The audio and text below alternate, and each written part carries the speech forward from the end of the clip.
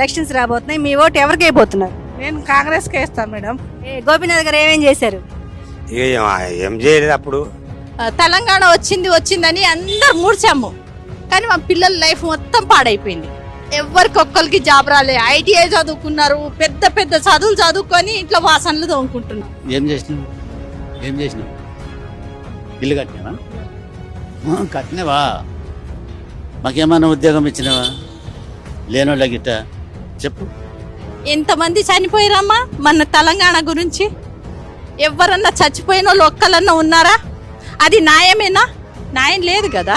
BRS పథకాలు ఎలా ఉన్నాయి, కాంగ్రెస్ పథకాలు ఎలా ఉన్నాయి? ఇప్పుడు బాగానే ఉన్నాయి కదా. ఇప్పుడు బాగానే, అంతకుముందు ఏం కనిపించలేదు. కేటీఆర్ ఆయన ఏడు ఉండేనమ్మా గొడవ పడినప్పుడు? కవిత ఏడే ఉండేనమ్మా వచ్చి గొడవ పడ్డదా? ఇది ఎక్కడ న్యాయం? అందరికి కింద కూర్చోబెట్టిండ్రు, వాళ్ళేమో చీరల మీద